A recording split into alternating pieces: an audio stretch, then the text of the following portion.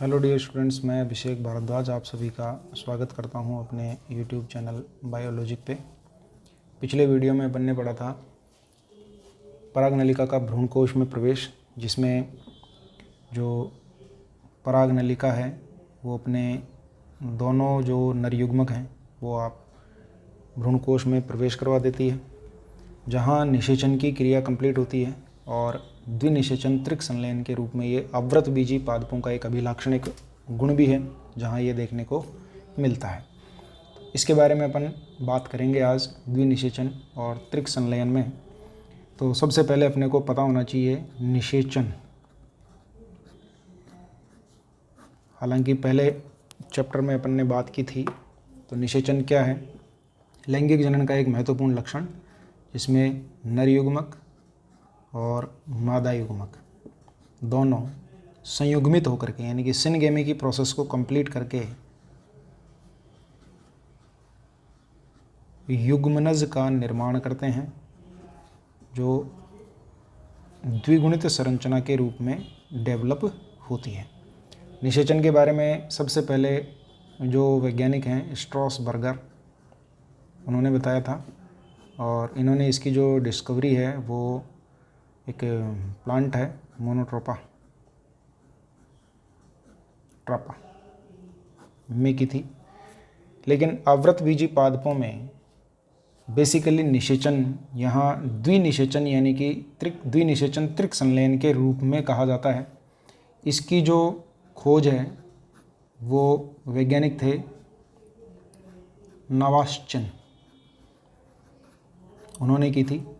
पूरा नाम आप याद रखना चाहें तो SG नवाश्चिन, बाकी नवाश्चिन से भी काम हो जाएगा, उन्होंने की थी। और पादप जो थे जिसमें इन्होंने की थी लिलियम और फ्रिटिलेरिया, जो पौधे हैं उनमें इन्होंने इसकी खोज की थी। बेसिकली आवृत बीजी पादपों में निषेचन की जो घटना है वो 2 चरणों में कंप्लीट होती है, इसीलिए इसको द्विनिषेचन त्रिक संलयन कहा जाता है। पहली घटना, यहाँ पहली घटना को आप लिख सकते हो सिनगेमी, या हिंदी में आप लिखेंगे संयुग्मन। ये कहलाता है ट्रू फर्टिलाइजेशन यानी कि सत्य निषेचन। जबकि दूसरी जो घटना है वो एक्चुअल में होती है ट्रिपल फ्यूज़न यानी कि त्रिक संलयन। दोनों में ही, चूंकि यहाँ अपन ने पढ़ा था 2 नरयुग्मक होते हैं, तो एक में एक नरयुग्मक भाग लेता है और दूसरे में भी एक नरयुग्मक भाग लेता है, इसीलिए इसको द्विनिषेचन कहा जाता है। जबकि वास्तविक तौर पर ये 2 अलग अलग घटनाएं हैं, जिसमें एक सत्य निषेचन है और एक असत्य निषेचन भी कह सकते हो, या इसकी जगह हम एक डायरेक्ट जो वर्ड है वो काम में ले सकते हैं, त्रिक संलयन। तो बेसिकली होता क्या है, एक डायग्राम के थ्रू अपन समझते हैं यहाँ कि जब पराग नलिका का भ्रूणकोश में प्रवेश होता है तो मैंने आपको बताया था कि फिलीफॉर्म एपरेटस बनते हैं इस तरह से, और ये निर्धारित कि भाई कौन सी कोशिका के थ्रू जाएगा।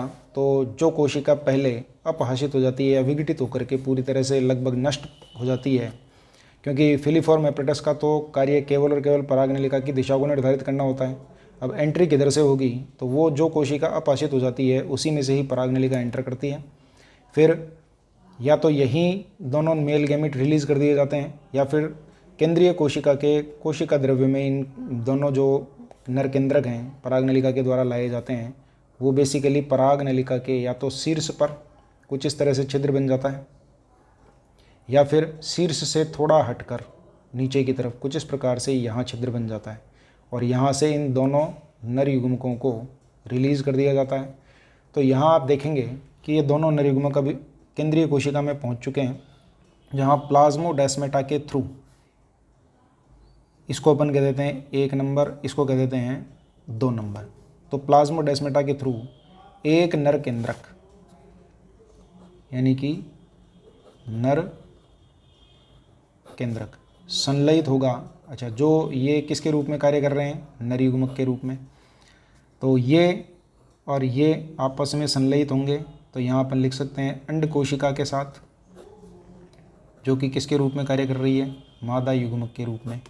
तो अभी अपन ने यहाँ पढ़ा है निषेचन किसे कहते हैं, स्ट्रॉसबर्गर ने जो बताया था, नर युग्मक और मादा युग्मक का संलयन या संयुग्मन, जिसे हम सिनगेमी की प्रोसेस कहते हैं, उसके द्वारा युग्मनज का बनना। तो ये दोनों संलयित हो करके ये भी अगुणित होता है, ये भी अगुणित होती है, और यहाँ ये एक द्विगुणित संरचना के रूप में निर्मित करते हैं क्या, युग्मनज। तो ये एक नर केंद्रक इस प्रकार से यहाँ इसके साथ संलयित होता है और यहाँ इस प्रकार अब ये यहाँ ये निर्मित कर चुका है क्या, युग्मनज, जो कि कैसी कंडीशन है, द्विगुणित। अब जो बचा हुआ एक नर युग्मक है, उससे ठीक पहले केंद्रीय कोशिका के ये जो दोनों अगुणित नर युग्मक हैं, ये आपस में संलयित होकर के एक द्विगुणित केंद्रक का निर्माण करते हैं, जिसे कहा जाता है द्वितीयक केंद्रक, और ये होता है 2n। ये 2n और एक n मिल करके एक त्रिगुणित केंद्रक का क्या कर देते हैं, निर्माण कर देते हैं, ये 3n केंद्रक। इस 3n केंद्रक को कहा जाता है PEN, यानी कि प्राइमरी एंडोस्पर्म न्यूक्लियस, अर्थात हिंदी में आप लिख सकते हो इसको प्राथमिक भ्रूणपोष केंद्रक, जो कि त्रिगुणित अवस्था को निरूपित करता है। आवृतबीजी पादपों का एक विशेष लक्षण है, जहाँ त्रिगुणित अवस्था भी एक पर्टिकुलर लाइफ साइकिल के दौरान एक बार देखने को मिलती है।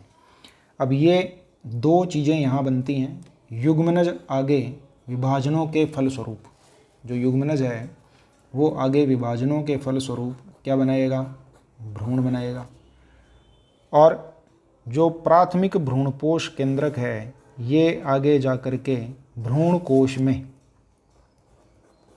भ्रूणपोष का निर्माण करेगा, जो कि त्रिगुणित संरचना है, और भ्रूण जो बनेगा वो कैसी संरचना है, द्विगुणित संरचना है। तो ये जो त्रिगुणित भ्रूणपोष संरचना है, ये केंद्रक लगातार विभाजित होगा, नई कोशिकाएं बनेंगी या मुक्त केंद्र की, जो आगे भ्रूणपोष के कई प्रकार है जिनके बारे में आप डिटेल से बात करेंगे आगे अगली वीडियो में। तो यहाँ जो भ्रूणपोष बनेगा ये इस भ्रूण को, विकासशील भ्रूण को प्रदान करेगा पोषण।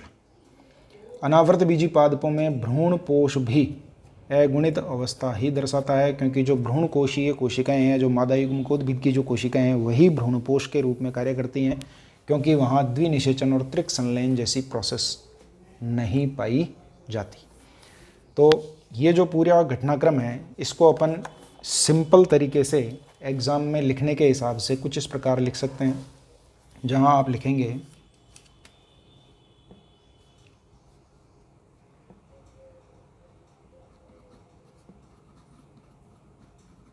नर युग्मक या नर केंद्रक, जो कि संलयित होता है अंड कोशिका, या जिसे आप लिख सकते हैं मादा युग्मक के साथ, और यहाँ जो प्रोसेस कंप्लीट होती है वो होती है सिनगेमी, यानी कि संयुग्मन की, और ये जो घटना है वो आपकी कहलाती है सत्य निषेचन। ये भी अगुणित होती है, ये अगुणित संरचना है। संयुग्मन आप हिंदी में भी अगर लिखना चाहें तो मैं यहाँ लिख देता हूँ संयुग्मन, और जो उत्पाद है या जो प्रोडक्ट है वो आपका बनेगा युग्मनज, जो कि द्विगुणित अवस्था को दर्शाता है। इसी तरह से आप नंबर 2 लगा करके लिखेंगे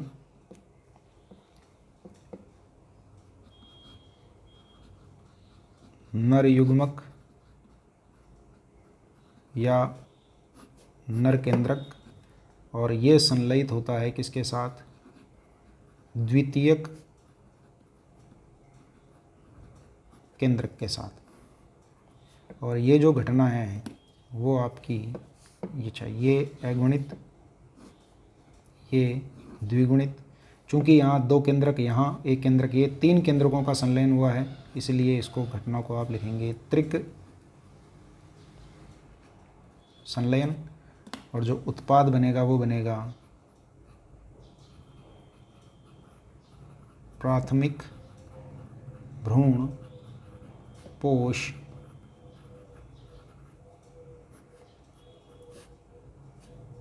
केंद्रक। और ये जो त्रिगुणित, तो यहाँ ये जो पूरी की पूरी प्रोसेस है इसे आप याद रखेंगे द्विनिषेचन या द्विनिषेचन त्रिक संलयन।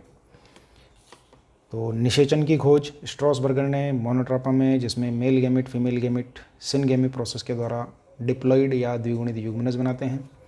आवृतबीजी पादपों में द्विनिषेचन त्रिक संलयन की जो प्रोसेस की खोज है वो S.G. नवाश्चिन वैज्ञानिक ने लिलियम और फ्रिटिलेरिया पादपों में की, जो 2 चरणों में या 2 स्टेप्स में या 2 घटनाओं के रूप में यहाँ कंप्लीट होती है। जिसमें पहली घटना सत्य निषेचन यानी कि संयुग्मन, जिसमें मेल और फीमेल दोनों गैमेट भाग लेते हैं। दूसरी घटना ट्रिपल फ्यूजन, जिसमें एक मेल गैमेट और 2 जिसे हम कह सकते हैं वो आगे जाकर के एक केंद्रक बनाते हैं। सेकेंडरी न्यूक्लियस या द्वितीयक केंद्रक भाग लेता है।